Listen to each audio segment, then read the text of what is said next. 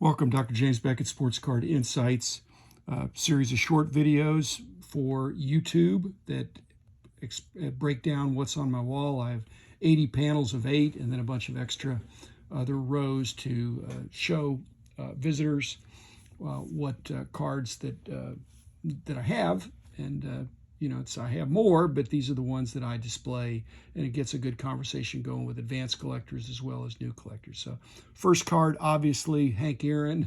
They're all in alphabetical order. It's more than just baseball, but this is a 55 tops. I have a preference for vertical cards, not horizontal, but this was a good card.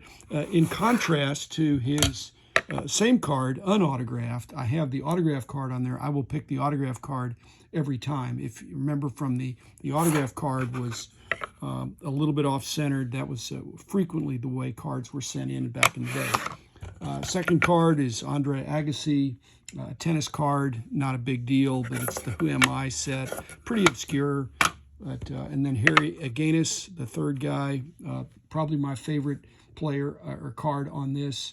I remember where I was when I got this. I was at DFW Airport. A guy was passing through, had seen an ad or something in SCD or somewhere, and we transacted at the airport, for this card and a few other 55, including the Hank Aaron one too.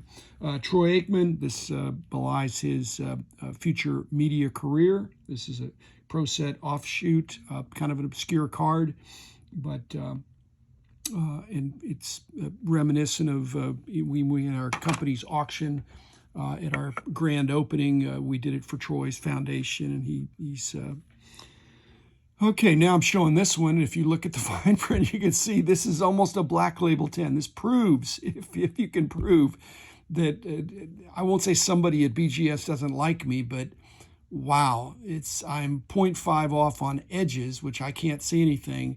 But I'm sure it's there because I think they're high integrity, but boy, oh so close to getting a black label there. So I thought I'd show you that. Marv Albert, he will not be on the wall for much longer, but he's there until I get another submission back from BGS. This is, again, kind of an obscure card.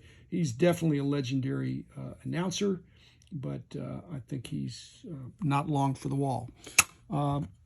This is the Grover Cleveland Alexander Jerry Jonas promotion card. I got this in 76 or 77 at the Philly show back when I was living in Ohio.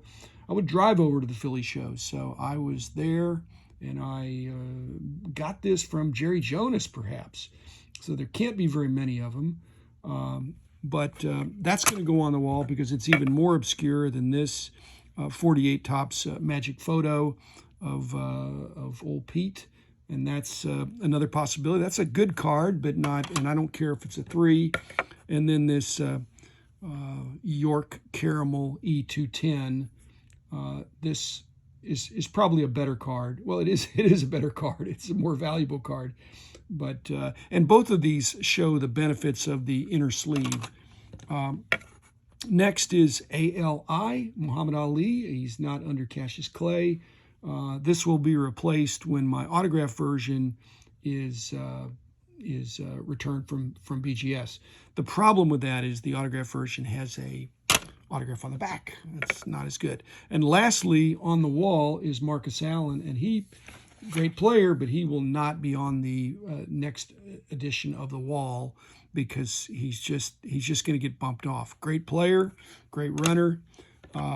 This is an example of I thought just a cool card for Kareem and Oscar. I'm going to have Aaron, AA, Abdul-Jabbar, AB.